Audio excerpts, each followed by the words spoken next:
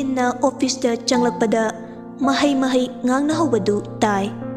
As ngarangi anoba manager duty yam sogonba maleko. Ado poshu amna tai. Amana mu adune. Ado nupi thire hai. Adumaina hai laija kowi haibra kainum hai. Tom Thin du ka hena tashimbadi tasiludre. Tom Thin magi famfam adomda laktuna fammi. Mana hek famthabaga pion ama laktuna Tom Thin bu kaurare. Sure. Ashomda store manager na amukta laoy. Tom Thin na hoi fani. Ashom na Tom Thin du manager gi manakta changlaklammi. May coming sure. Jack tung on tolaktuna lay. Adumak tung on hari. Coming. Tom Thin du manung changlakuna lepi. Sure. Aibu kobi babu.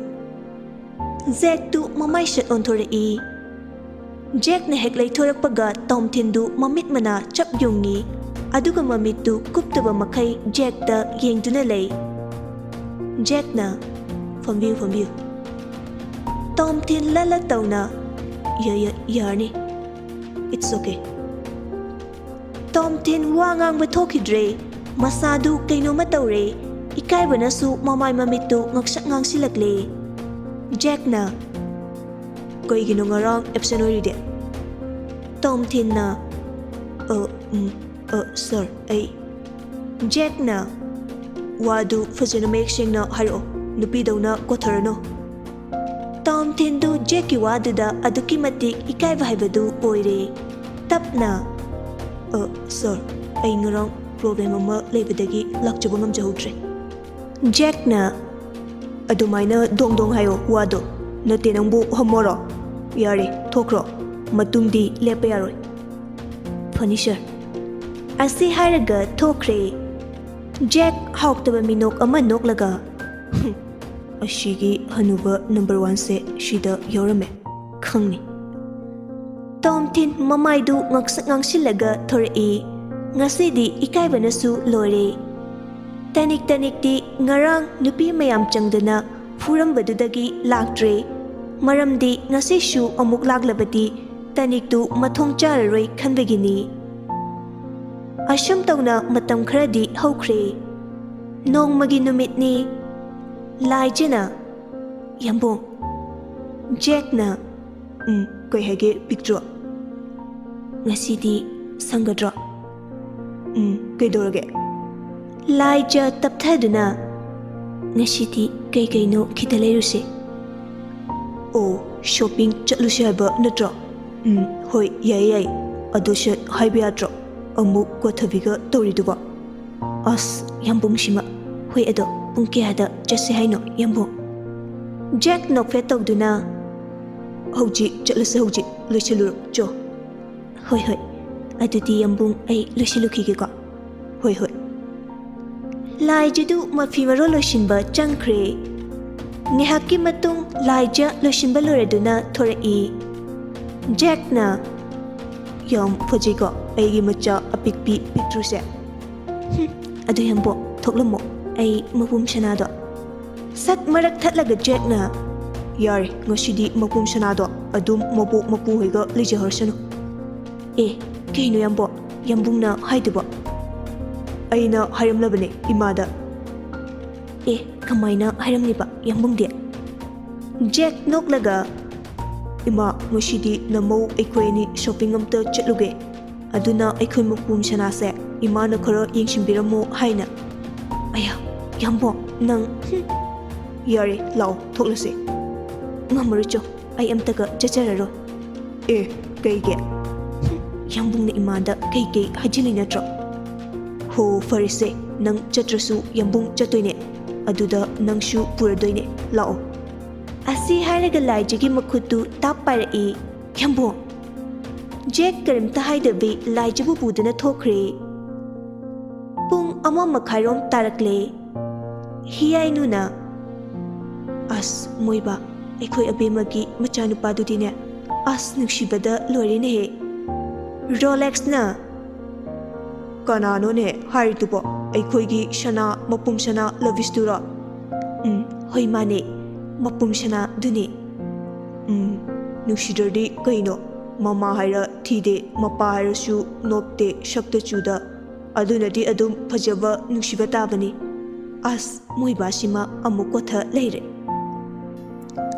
ꯁꯣꯝꯗ ꯖꯦꯛꯀ ꯂꯥꯏꯖꯒꯗꯨ ꯀꯔꯤ ꯀꯔꯤ ꯄꯣꯠꯆꯩ ꯈꯟꯕ ꯌꯥꯕ ꯈꯜꯂꯕ ꯃꯇꯨꯡ ꯌꯦꯟꯁꯥꯡ ꯅꯥꯄꯤ ꯌꯣꯟꯕ ꯑꯗꯣꯝꯗ ꯆꯪꯂꯛꯏ ꯂꯥꯏꯖꯅ ꯌꯥꯝꯕꯣ ꯊꯥꯡꯖꯤꯡꯁꯦ ꯂꯩꯈꯤꯁꯤꯔꯥ ꯍꯣꯔꯦꯟ ꯌꯨꯝꯗ ꯄꯥꯟ ꯈꯔ ꯂꯩꯍꯧꯕꯗꯨꯒ ꯏꯔꯣꯟꯅꯕ ꯖꯦꯛꯅ ꯑꯩ ꯈꯪꯗꯦꯗ ꯄꯤꯛꯇ꯭ꯔꯨ ꯑꯗꯨꯝ ꯅꯪꯅ ꯊꯣꯛꯄ ꯂꯩꯁꯤꯜꯂꯛꯑꯣ ꯍꯣꯏ ꯍꯣꯏ ꯂꯥꯏꯖ ꯌꯦꯟꯁꯥꯡ ꯅꯥꯄꯤ ꯃꯌꯥꯝ ꯑꯃ ꯂꯩꯔꯒ ꯖꯦꯛꯀ ꯄꯨꯂꯞ ꯊꯣꯔꯛꯃꯤꯟꯅꯔꯦ ꯌꯥꯝꯃꯦ ꯅꯪꯅ ꯂꯩꯔꯤꯁꯦ ꯄꯤꯛꯇ꯭ꯔꯨ ꯌꯥꯝꯁꯅꯨ ꯀꯩꯅꯣ ꯑꯁꯤ ꯍꯥꯏꯔꯒ ꯅꯥꯀꯟꯗ ꯐꯠ ꯑꯣꯟꯊꯣꯔꯛꯏ ꯂꯥꯏꯖ ꯃꯆꯤꯟꯗ ꯇꯞꯅ ꯑꯁꯤꯕꯨ ꯇꯤꯅꯥ ꯅꯠꯇ꯭ꯔꯣ ꯃꯥꯅꯤꯗ ꯂꯥꯏꯖ ꯍꯧꯅ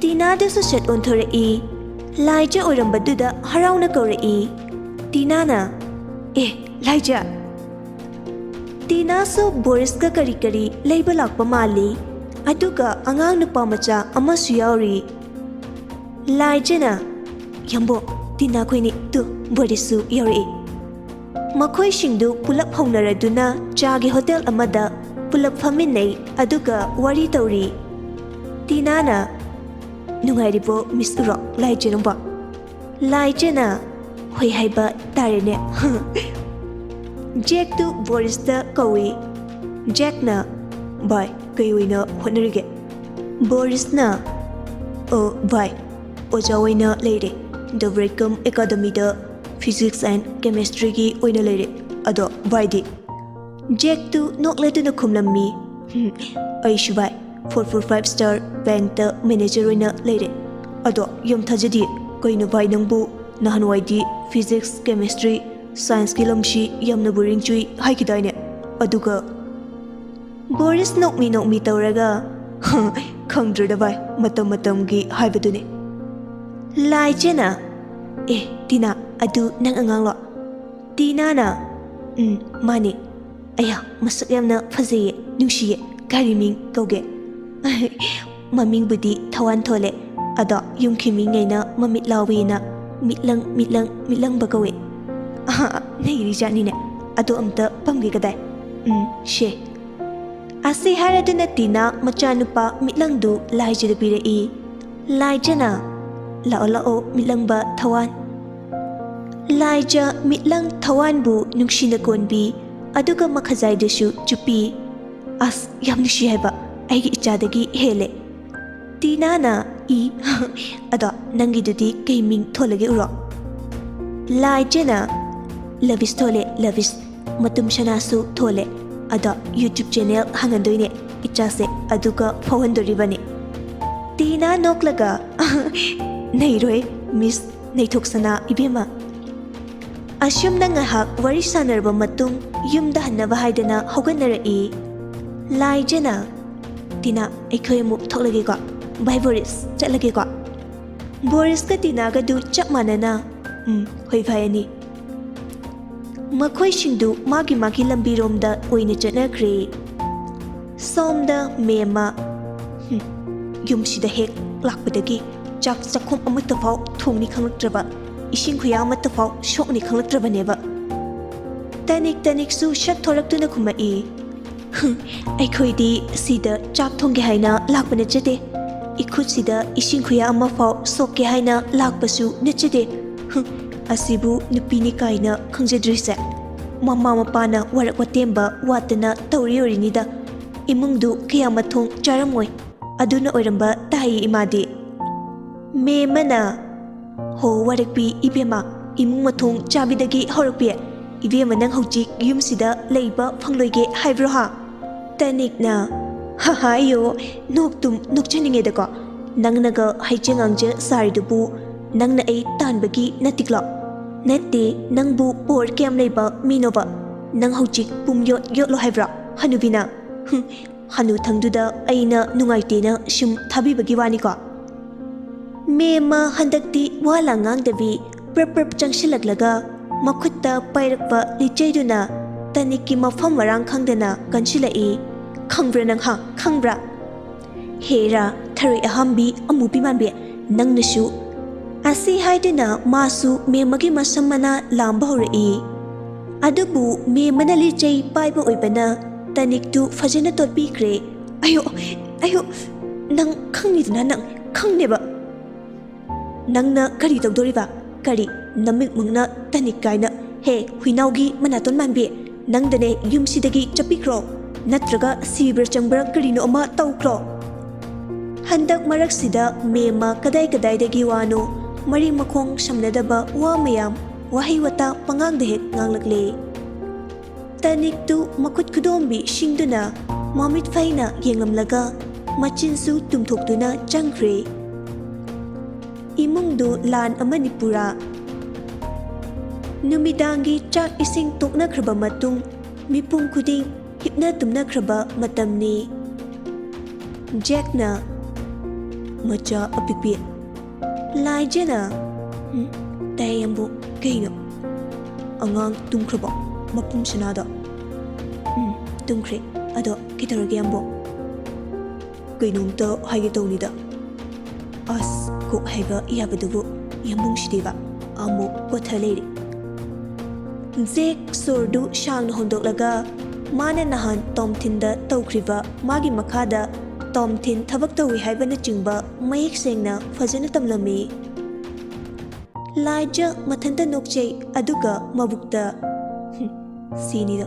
sida poptari watona wanglaga kwakna famde haibada amuk chimban thongna haire oh ada magi nupi tudi yawbra beng tuda yambo korambano as bahan chapido thokchom tanik haina bahan chapido minaga kamen pibada toina yawidune yambung khangraba Jack tu nokthora oh khangle oh adu magi nupi oire ha ashumna wari kaya lina sanaraba matung ani dusu tumthanakre adum oinamak laijana tomthinbu ama natraga amada ikaiba amuktangdi pige haina khankhre shomda tanikhoi matei manaudu wari sanari tanikna tamo hayama chitkadabane aidi harsini ayumsida leiba ngamlaroi sungam tomthinna osh kaino asaiba aidi yaroi hayama chitkadabane hoi aduneba adudi tumase good night tamo hoi good night ashumna ahingdu mahaukraba matung nongalaga tanikka tomthingadu tanikhogi mapamlomda oina leiba chatkre tanikka tomthingadu hek chatkibaga memana wai hek sangle unmuk hek ingle isase moiba nga dumjasi nga lebiruso se isasida lejare Chawbana as mama nang shidiba as cook hek lebiro kaidorage hoi haiduna nga leiba thokre imungdu tanika tomtinga hek leitabada yam ingna chikna nungai aduga tanik hek leiragana imungdu amuktoiba uchamela sai imungdu nongmagi numitni tawridu office manungdani Jack yam sauna tomthinda yenglaga aina 7 days ki matam biri maraksida nang amadi nangi nupina bank sidaki loan gini haiduna lawkhiba sempham singada shingalo thangalo shuna natrabadi nang nasagi tofom thokpa thabaktu paikhalakpa tabani khoina tomthin Jack ki waduda pakhatuna mamit mana chapyungi talaktuda Jack ki phone du ring la Jack su chat paikhala hello Somda laija Jackna koldu hek paikhalakpaga pakhatna surdu thabet holaga Jambu how dai kidorage namba ikhoi mapum sanado ibungodo Jack tu mapum sanagi wa hairakpaduda swailaukhre masadu pakhatna thukatpa pokre Jack surdu pakhatna holaga pictru kai dore habno ha ikhoi mapum sanado hairo ikhoi sanado masase ngamdre yam sagale aduna yardi yambungumta lakpiyo. Jack ngayhakti wakhal tawi adugi matung amukshat khumlai. Hoi, ai laage. Ngasaidagi sanariba waridu Tom Thin su hawbadagi loifau leptabi tari. Tom Thin mapukningda harauba nungaibagi wakhal ama pokjay. Tom Thin na khalli Jack na angang masangamdabagi chakhragadi mangonda yam thina nungaiba thokle free ori haina. Adubu Jack su kok yaudaba gya leitaba midi nattabanina mahak su wakhalda karigumba ama khaladuna adumak lei. Jack na makhatana Tom Thin da wahang kaya ama hangsili. Tom Thin su mana thokpa ama ngamnaba khumi. Jack na Tom Thin da wahang asum hangninge matamdi shumhongjinkre. Ngehak leiraga laija oina masamak magi mapuraiba Jack ki office tuda laklami. Laija amukta chattabani Jack kadaida phambano khangde. Aduna counter da munna hanglaba matung Jack ki manakta lai. Room manungduda wari sanaribadu laija na tai. Laija na kaino khonjel amasidi damjagi natro. Laija kadomdagi ihulno khangde nungaitaba ama faurai. Amukshu pumnamak adubu singnaduna akhaba minok ama nokladuna. Phai ngashidi. Ase haraduna Laija room manungduda fatlauna changsili. Jack na nang oina hekta. Laija na kaino yambong di lakni di haraga sulakti lakvidre. Aduda ayoini hekta laklabane. Tom Thin du Laija ubada khara khajik ikairap tawi. Tumina nontaduna lay mamaiduna side amada. Laija hangi yauna. Kanano asina. Aidi ngasay ngay bu ubu udere. Jack na uroi. Asang may niyambong. Ado kay gino haidi kay marang gino ba asina sidafamdana lerise. Asira ataygi natida. Makoy matay manaw ani changdana beng asi muthatoi tawlerame. Laija hawtaba khunok ama nokduna. Tawni adum khangiba masak saktase ubada. Ado fare mapum sanadi. Garida ipom chaga lehubane. Kaigi kokpurakpa yatra angangdasida. Yamungamta lawiriso jo. Hoi. Jack wa makha taramdana kadudagi thokre. Machanupa Lavis mapum sanabu lauba. Laija Jack na hek thokibaga Jack ki famfam aduda famthai. Aduga yam usitana kakna. Nangla beng muthat kitawi harsa kariming kowa. Tom Thin du ikai bana lore mamai mamit loi nangang sile ma wa ngang bafau ngamdre. Khala ima hojiktada watona wanglaga kwakna famde haiba. Mahakna maran karisu laijadrabi Laijabu nungshigi lambida khutpaiduna jingsinbiramlaga lamakhangda minungsi leitana hundok mahayni haiba. Ngasidi ma ningamdabagi pirangtana itinafam oirare. Tom Thin tapna dum nontaduna. Tom Thin haiba. Laija na mingkadi fajayponi ne. Aduk fajakraba mingda manghale huranba nangonda thonbadagi. Tom Thin karimata khumde tumina dum tari. Laija dumak makhatari. Kaino noigi kuksida khalise. Mingondagi huralaga chani launi khaliba nakhoigi nakoksibu kari kokno. Tom Thin tumina lay mapi irasu jelai kadondaino khangdana. Nang naron thoktabra. Nang soinaibra. Natraga nangise aina achumma ngakta haibasida. Saunu ibungo. Aidine adum asyengba achumbase yam kahina nganganbane adunane saunu ko. Asi haiduna Laija no Tom Thin magi aroiba sakti putoktuna Laija da karai. Laija famlambadagi sathogalaktuna. Hey, stupid. Asi haraga Tom Thin gi mamaiduda khupakna thajili. Tom Thin mamaidu nalaga.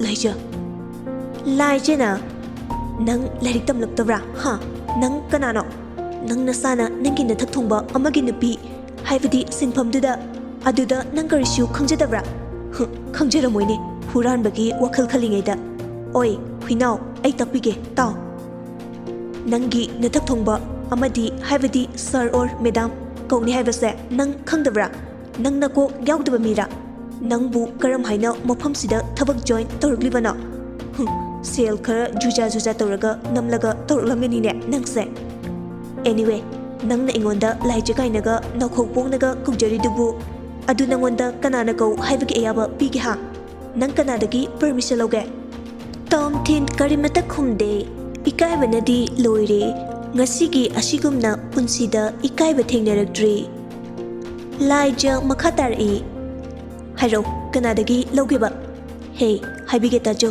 nangna ate singda gyarsu aingondadi gyaroi never jamungbam ningolaijadadi khagyaroi hoi haujibudi atoms oleko ai adubu noigumbana thakka bagaidudi oithoktabane ateida mingorsu aingondadi madam ko khambra madam tom thin sadyang khala I laijida laiju sitana gyan daraba aina haise ha nang gyan laklabo are you understand what I'm saying ha tom thin tapna lalat tawna yes madam it's okay amuk haibada tarida yam phare natradi lanbige tawone nge hakti tumina lei laija kino makhalakduna table mathakta thamliba ising glass tu shoiba saraga haidoi laijana aya loina haidokre se shiamta nantho tom thinna hoi madam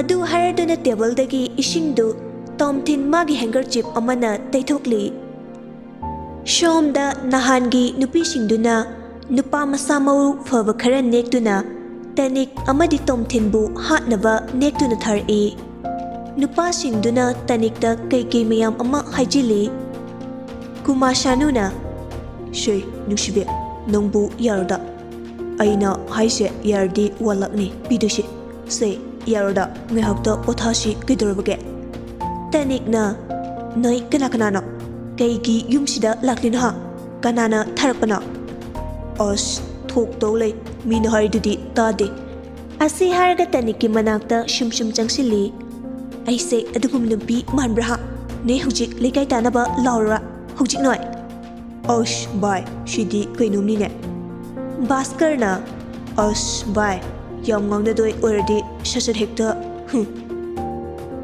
kumar shanu noktuna okay ai tawge asi haraga kumar shanu wa karimta ngangdabi tanik ki manakta changlaga namdana tanik ki mafi munbikre aduga tanik namjanam thek tawikre tanik bu mayamduna changdana minungshi leitana pung mari makhai helakpa adwaida tom thin mayumda halai tom thin ka changlaktuna magi mafi singdu hongi tanik shu phamumda adum makok khumjinduna lei tom thin thoina khanjilude tom thin masadu fresh oithokluba matung changlaklavau tanik tu hanagu machilengdevi adum lerami tom thin na tabro tane tabro koino hojipu tumsiliduba nangbu nungtang tumbaga yakidra tanik karimta khumlakte adumak leiribadudagi lengakte tom thin tanik na karimta khumlaktabaduda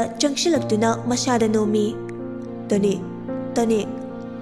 tom thin na tanik ki masadu hek nombaga tanik tumliba masadu fadrak launa tari adu ubada tom thin masadu shwai laukre tanik ki masada ishu tairi tom thin na tanik she nami pango nang kaidurage se kainu nang na toriduba asi haraga tanik pu kongkhatuna kappi asamna tom thin na tanik pu kongkhatuna kaplingai tunglomdagi tom thin gi makokta force kanna akanba yot amana thomlai tom thin makok tu pairaga makhada haithrai igi ngakte su ngaire tom thin karisu pangan thoktre kumashanuna ngashidi moi matei manau baitrature lanbiram lase shanjit na ꯁꯤꯃꯗꯤ ꯑꯩꯅ ꯑꯣꯏꯅ ꯂꯥꯟꯕꯤꯔꯝꯂꯒꯦ ꯅꯨꯄꯤꯁꯤꯕꯨꯗꯤ ꯃꯌꯥꯝ ꯆꯪꯂꯒ ꯄꯣꯊꯥꯃꯤꯟꯅꯈ꯭ꯔꯦꯗꯅ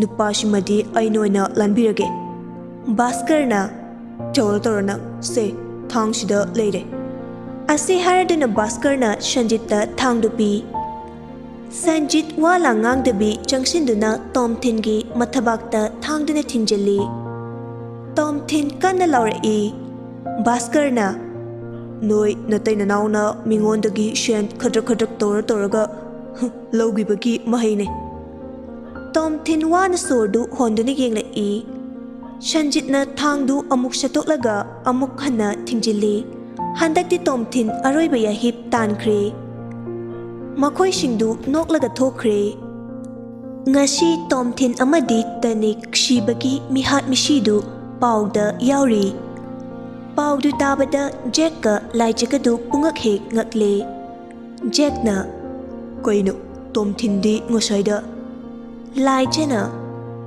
ꯑꯗꯨꯅꯤ ꯀꯩꯅꯣ ꯃꯪꯒ ꯆꯞ ꯃꯥꯟꯅꯔꯦ ꯈꯪꯗ꯭ꯔꯦꯗ ꯑꯗꯣ ꯄꯤꯛꯇ꯭ꯔꯣ ꯂꯥꯛꯑꯣ ꯇꯨꯝꯃꯨꯔꯁꯤ ꯍꯣꯏ ꯌꯥꯝꯕꯨꯡ ꯑꯅꯤꯗꯨ ꯇꯨꯝꯅꯕ ꯍꯥꯏꯗꯅ ꯆꯪꯃꯤꯟꯅꯔꯛꯂꯦ ꯉꯁꯤꯗꯤ ꯃꯈꯣꯏ ꯄꯨꯂꯞ ꯇꯨꯝꯃꯤꯟꯅꯔꯦ ꯂꯕꯤꯁꯅ ꯃꯌꯥꯏꯗ ꯊꯥꯡꯂꯒ ꯖꯦꯛꯅ ꯃꯇꯥꯏꯗ ꯍꯤꯞꯂꯒ ꯂꯥꯏꯖꯤꯅ ꯀꯥꯆꯤꯟ ꯃꯅꯨꯡꯗ ꯊꯥꯡꯂꯦ ꯖꯦꯛ ꯇꯞꯅ ꯃꯆꯥ ꯑꯄꯤꯛꯄꯤ ꯄꯤꯛꯇ꯭ꯔꯣ ꯏꯁꯤꯕꯤ ꯑꯁ ꯌꯥꯝꯕꯨꯡ ꯈꯨꯝꯃꯔꯣꯏꯗ꯭ꯔꯣ ꯈꯪꯗꯦ ꯑꯦ ꯀꯩꯅꯣ ꯈꯪꯗꯦ ꯍꯥꯏꯗꯤ ꯁꯠ ꯈꯨꯝꯃꯨ ꯌꯥꯝꯕꯨꯡ ꯁꯥꯎꯗ꯭ꯔꯤꯀꯥꯟꯗ ꯑꯁ ꯍꯣ ꯍꯥꯎ ꯑꯗꯨꯅꯦꯕ ꯌꯥꯝꯕꯨꯡ ꯅꯪ ꯌꯥꯝꯅ ꯈꯠꯆꯤꯟꯅꯅꯨꯀꯣ ꯅꯆꯥ ꯄꯥꯈꯪ ꯐꯥꯔꯕꯅꯤ ꯑꯁ ꯑꯩꯕꯨ ꯅꯪꯉꯣꯟꯗ ꯈꯠꯇꯅ ꯀꯅꯥꯗ ꯔꯣꯃꯥꯟꯁ ꯇꯧꯗꯅ ꯑꯩꯕꯨ ꯁꯟ ꯍꯨꯏ ꯍꯧꯗꯣꯡꯗ ꯇꯧꯔꯨꯁꯨ ꯍꯥꯏꯔꯣ ꯁꯤꯕꯤ ꯑꯁ ꯌꯥꯝꯕꯨꯡ ꯅꯪ ꯍꯥꯏꯔꯒ ꯑꯣꯚꯔ ꯑꯣꯏꯕ ꯁꯨꯝ ꯍꯦꯜꯂꯛꯑꯦ ꯇꯜꯂꯦ ꯑꯉꯥꯡ ꯃꯆꯥꯒꯤ ꯇꯥꯏꯞꯇ ꯑꯣ